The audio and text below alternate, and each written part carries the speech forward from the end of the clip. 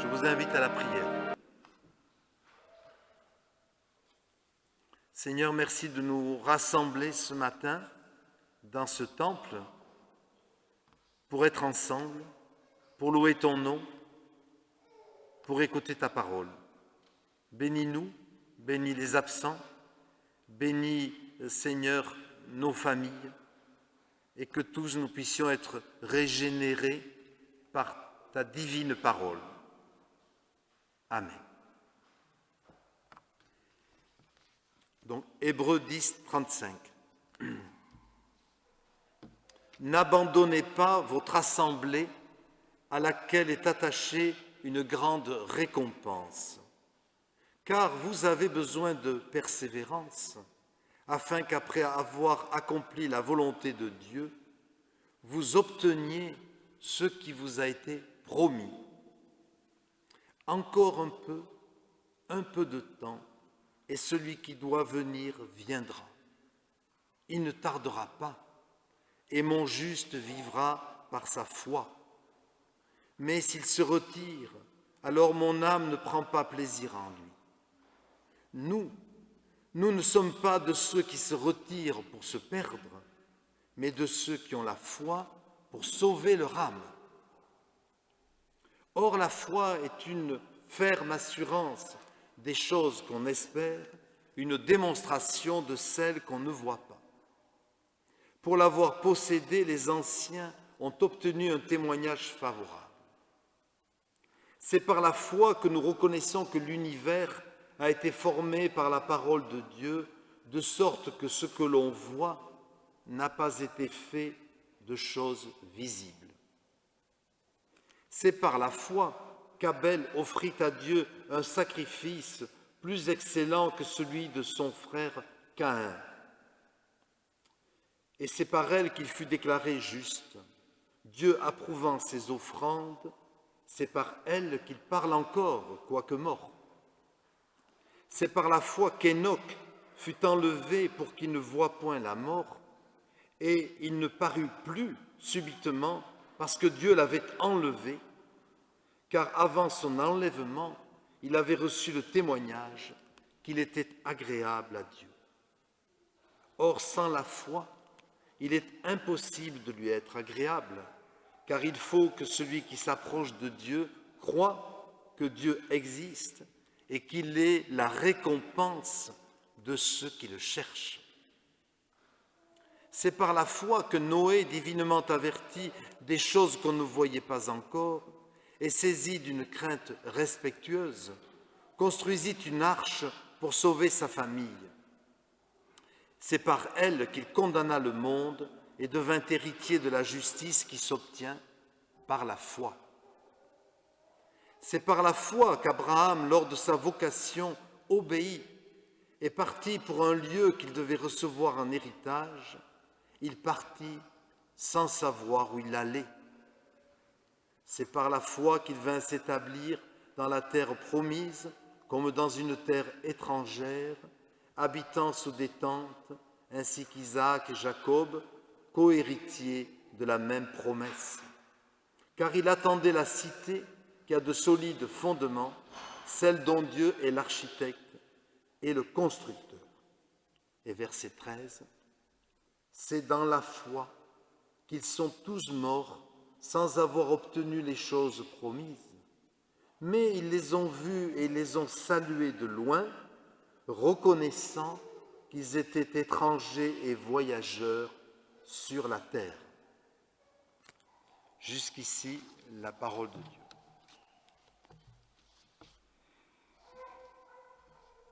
Alors donc, nous parlerons ce matin de la foi, foi qui vient du latin fides, qui veut dire croyance, crédit, je fais crédit à quelqu'un, ou confiance. Foi, confiance, confiance qui vient du latin confidere, cum fidere, avec, se fier à quelqu'un d'autre. Et je lis une définition d'un dictionnaire. C'est très utile, entre parenthèses, de temps en temps, de lire les dictionnaires pour la précision du vocabulaire. Et voilà ce que dit ce dictionnaire. Confiance, donc du latin, signifie qu'on remet quelque chose de précieux à quelqu'un en se fiant à lui, en s'abandonnant ainsi à sa bienveillance et à sa bonne foi. Alors, n'est-ce pas un bon résumé finalement de la foi qui nous anime ce matin? On abandonne à Jésus-Christ, en l'occurrence, quelque chose ou quelqu'un qui nous est très précieux, c'est-à-dire nous-mêmes. On s'abandonne à Dieu. Disons qu'on lui fait confiance. Alors, quelques précisions par rapport au contexte de l'épître aux Hébreux. Bien sûr, le contexte, c'est Jésus-Christ qui remplace l'abondance du rituel juif. L'épître aux Hébreux, comme son nom l'indique, s'adressait à des chrétiens d'origine juive. Et l'auteur veut montrer que Jésus-Christ est vraiment une nouveauté. Il élève la religion israélite et il consomme en lui-même l'ensemble des rituels de l'Ancien Testament. Il y a une vraie nouveauté, notamment 2 points.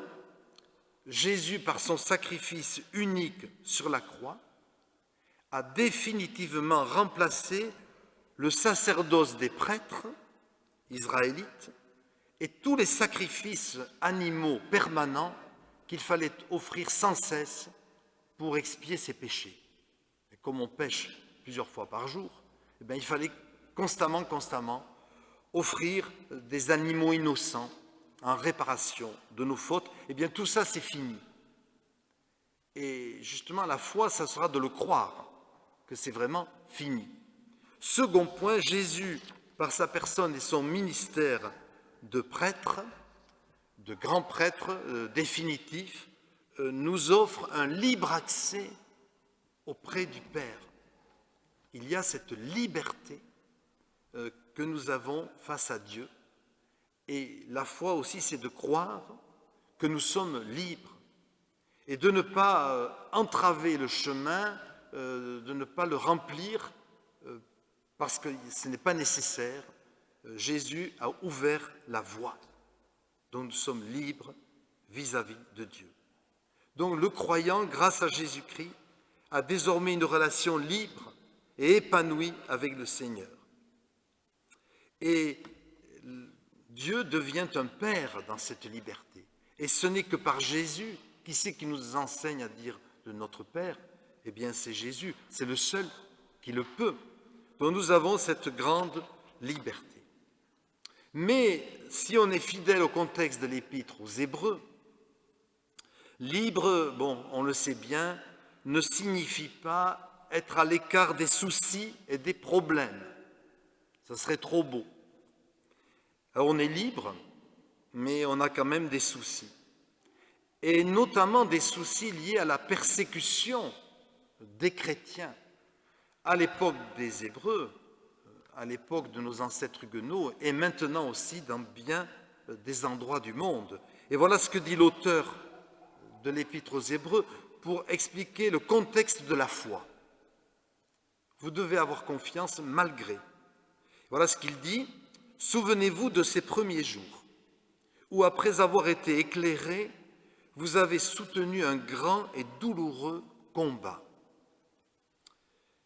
D'une part, exposé en spectacle par les opprobres et les tribulations, d'autre part, vous rendant solidaires de ceux qui subissaient ce traitement, des autres chrétiens. En effet, vous avez eu de la compassion pour les prisonniers et vous avez accepté avec joie qu'on vous arrache vos biens, sachant que vous aviez des possessions meilleures et permanentes. Alors, si on nous arrache nos biens, je ne suis pas sûr qu'on va l'accepter avec joie. Et pourtant, c'est ce qu'il dit. La foi, justement, c'est non pas de se désintéresser des biens de cette vie, mais de savoir que notre patrie, notre vraie patrie, elle est là-haut, ailleurs. Et la foi, c'est de le croire et de le vivre. C'est donc dans ce contexte d'épreuve que s'exerce la foi. Alors vous savez, si tout allait bien, si, comme on le dit le film, la vie était un long fleuve tranquille, mais justement, c'est pas ce que dit le film, c'est que le titre, eh bien la foi ne serait plus la foi. Si tout allait bien pour le chrétien, tout le monde deviendrait chrétien, mais non pas par amour pour le Christ, mais par opportunisme, pour s'éloigner des soucis. Mais on sait bien que ce n'est pas le cas. Alors, on peut retirer une première leçon, frères et sœurs, que je donnerai sous forme d'humour, on va dire, de faux humour. Si vous recherchez celui qui cherche une vie tranquille, discrète, consensuelle, à l'abri des souffrances morales ou sociales, eh bien, se trompe en choisissant le christianisme. Parce que le christianisme, c'est pas ça. Comme le disait un de mes professeurs, la vie chrétienne, vous savez, est plus compliquée en réalité que la vie des athées, enfin, en général, car le chrétien se pose constamment des questions, il ne cesse d'interroger sa conscience. Ça d'ailleurs, c'est très protestant. Et donc le chrétien a une vie assez compliquée parce que, et c'est normal, il s'interroge. Et c'est l'Écriture qui veut cela. Il interroge tout le temps sa conscience, donc il n'est pas tout à fait tranquille, même s'il retire une certaine sérénité. Et Jésus nous l'a dit, souvenez-vous de la parole que je vous ai dite, le serviteur n'est pas plus grand que son maître. S'ils m'ont persécuté, ils vous persécuteront à vous aussi. Voilà, on est prévenu, c'est ce qu'il dit à ses disciples. Donc, nous ne recherchons pas évidemment la persécution, nous essayons de l'éviter, mais nous savons que la foi en Jésus-Christ, justement, nous vaut beaucoup de joie et beaucoup de grâce, c'est vrai, mais aussi elle apporte son lot de souffrances et de persécutions. C'est ainsi. Mais ça ne l'empêche pas d'exister, la foi. Et on arrive au second point, on approfondit un peu la définition de la foi selon l'Épître aux Hébreux, chapitre 11, verset 1. C'est un verset que peut-être vous connaissez tous, parce normalement on l'apprend au catéchisme. La foi, c'est une ferme assurance des choses qu'on espère, la démonstration de celles qu'on ne voit pas. La foi, ferme assurance des choses qu'on espère, démonstration de celles qu'on ne voit pas. Donc, voyez, pour le croyant, et nous sommes croyants ici, eh bien, la foi, c'est cet élan, cette pulsion qui le pousse à faire confiance à Dieu, bien qu'il soit invisible. Mais c'est irrésistible, c'est plus fort que nous. Dieu, on ne le voit pas, mais on ressent sa présence, et donc on lui fait confiance. Alors, un athée authentique, on va dire un incroyant, ne peut pas comprendre la foi qui est existentielle et personnelle. Et un vrai athée, bon, je ne sais pas si ça existe, mais qui viendrait ici dans un temple, il dirait qu'on est fou. Parce que, qu'est-ce qu'on est en train de faire? De chanter, de prier, de louer quelqu'un qu'on ne voit pas. Donc, à juste titre, il pourrait dire, non mais ils ne sont pas bien. Parce que moi, leur Dieu, je ne le vois pas. J'ai beau rentrer dans le temple, il n'y a personne. Dans un certain sens, c'est vrai.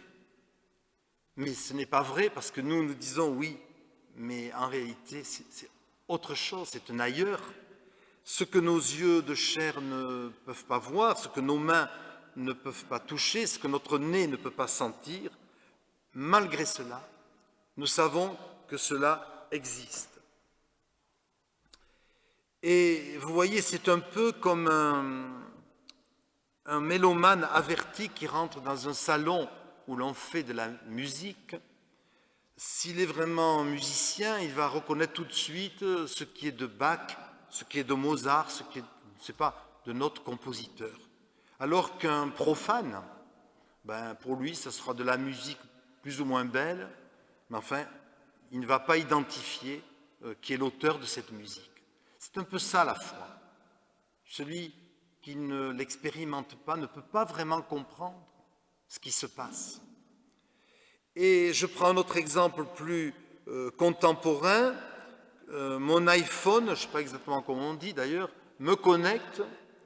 D'ailleurs, j'ai résisté avant d'avoir un iPhone, je voulais pas ça, mais bon, me connecte à Internet. Tandis qu'un portable ancienne génération me permet juste de téléphoner. Mais enfin, avec mon iPhone, c'est vrai que, en tout cas, si le réseau fonctionne bien, j'ai accès au monde entier avec mon petit téléphone, mon petit iPhone. Eh bien, pardonnez-moi cet exemple, mais est-ce que la foi, c'est un peu ça? C'est un outil spirituel qui nous met en contact avec le monde de Dieu. Mais si nous n'avons pas cet outil dans le cœur, eh bien, on a beau appuyer sur les touches, enfin, je veux dire, on a beau chercher, on ne sera pas en contact avec le réseau, avec le divin réseau. Alors, vous voyez, il y a une autre définition de la foi que j'ai trouvée dans un commentaire, définition un peu plus savante, donc de Hébreux 11.1, la foi, la démonstration, etc. Là, il est dit, la foi est l'hypostase des choses qu'on espère, la conviction pragmatique des réalités qu'on ne voit pas. Oula, hypostase, complexe. Bon, ça veut dire la substance. Mais la foi, c'est bien dit parce que c'est le mot grec. La foi, c'est la substance même de Jésus-Christ. Mais substance ne veut pas dire matérialité, mais veut dire réalité. Il y a des choses qui ne sont pas matérielles, mais qui sont vraiment réelles. Par exemple, l'amour, je ne sais pas, de parents pour leur enfant, eh bien, on ne peut pas, c'est pas matériel, mais c'est réel, c'est puissant. Eh bien, vous voyez, la foi, c'est l'hypostase, la substance de Dieu qu'on ne voit pas. Et puis, la conviction pragmatique, le mot pragmatisme, on expérimente vraiment la présence de Dieu. Et donc, l'Épître aux Hébreux cite le prophète Habacuc, qui sera rendu célèbre par l'Épître aux Romains, qui dit ceci, pour encourager le croyant, vous voyez, on touche la réalité de Dieu, celui qui doit venir viendra, il ne tardera pas. Il s'agit de Jésus-Christ, il viendra, et même il reviendra. Il ne tardera pas, mon juste vivra par sa foi. Donc, le juste, c'est celui qui sait que Jésus est là, que Jésus reviendra, et il vivra par sa foi, par sa confiance en ce Dieu qu'il ne voit pas, mais dont il sait, dont il sent, dont il expérimente la présence et la puissance qui est déjà à l'œuvre. Alors, avant de terminer, le texte que j'ai lu, on pourrait continuer parce qu'il y a plein d'autres exemples, mais nous cite 4 croyants célèbres. Abel, Enoch, Noé, Abraham. Et les 4 ont perçu la présence de Dieu dans des conditions mystérieuses. Les 4 ont posé un geste de foi, un peu fou pour ceux qui étaient à l'extérieur. Abel a offert pieusement à l'Éternel un agneau de son troupeau. Il l'a offert de tout son cœur. À qui? À un Dieu qu'il ne voyait pas. Et il a été récompensé de ce geste. Enoch, c'est encore plus mystérieux par sa prise de position contre les impies, ça c'est l'épître de Jude qui nous le dit. Enoch a plu à Dieu. Et il a vécu cette grâce, alors vraiment là, très particulière, d'être enlevé directement au ciel avec son corps. Grand mystère. Mais Enoch avait cette relation à Dieu. Et puis Noé, en construisant un immense bateau en pleine terre, loin de tout plan d'eau, il a semblé fou pour ses concitoyens, bien évidemment, commence à bâtir un bateau comme ça, construire un bateau. Eh bien, Noé avait raison, il a écouté la voix de Dieu et finalement, il a échappé au déluge grâce à ce geste fou qu'il avait accompli. Alors voilà, frères et sœurs, voilà la foi. Pour nous, chrétiens, nous sommes appelés à des gestes, à des audaces quelquefois, à des initiatives qui paraîtront folles à certains, mais qui correspondent à la réalité, la vraie réalité, parce que c'est Dieu qui les demande. Et donc, la foi ne trompe jamais. La foi, la vraie foi, j'entends. Et là, ça demande du discernement, bien évidemment. La vraie foi, la vraie confiance ne trompe jamais. Alors, chers amis, ce matin, eh bien, si nous expérimentions, si nous approfondissions la foi, et c'est peut-être pour cela que Dieu nous a fait venir ce matin, pour qu'on aille plus loin dans la foi, dans la vraie foi, dans la confiance. Jésus ressuscité est vraiment présent. Si nous l'invoquons sincèrement, il viendra habiter nos cœurs. Nous pouvons tout lui dire, tout lui confier. Ce qu'on ne peut confier à personne d'autre, on peut tout dire à Jésus. Et alors cette foi, grande comme un grain de sénévé, eh bien, pourra déplacer les montagnes, dit Jésus. Si vous aviez la foi, vous pourriez dire à cette montagne, jette-toi dans la mer. Mais on peut faire une application, sans parler de déplacer les montagnes du Couserans dans l'Atlantique. Je pense que ce n'est pas ça que ça veut dire. Retenons plutôt que la foi peut déplacer les montagnes de nos soucis. Nos soucis sont des montagnes. Eh bien, si on a la foi, eh bien, les montagnes, oui, les montagnes des soucis peuvent se déplacer. La foi nous encourage dans nos épreuves, nos maladies, nos difficultés. Et pour terminer, je vous raconte ce souvenir qui m'a marqué un jour quand j'étais jeune chrétien sur un lieu de vacances en Espagne où je visitais une église. Et il y avait une grande croix, bon, comme souvent dans les églises. Et je vois, moi j'étais dans un coin, je vois arriver une femme qui avait l'air assez jeune, qui avait l'air vraiment soucieuse, préoccupée. Elle arrive, et puis devant la croix, il y avait un agenouilloir. Elle se jette à genoux devant cette croix. Ouf, je me suis dit, elle doit avoir vraiment des soucis, cette femme. Et elle prie intensément. Et presque on pouvait ressentir le rayonnement de sa prière, tellement elle était devant le Seigneur, pour elle, dans sa culture, et elle priait de tout son cœur. Et ce qui m'a touché, c'est qu'au bout d'un temps long, elle s'est levée, ouf, elle avait l'air complètement à l'aise, elle avait son visage paisible, et on aurait dit qu'elle avait abandonné son sac à dos rempli de soucis. Et voilà, elle est repartie. Et je me suis dit, et je me dis encore, mais qu'est-ce qui s'est passé pour cette femme? Eh bien, il s'est passé une chose, c'est que la foi qu'elle avait l'a mise en contact réellement avec le Seigneur. Et le Seigneur a honoré sa foi. Alors, frères et sœurs, ayons la foi. Amen.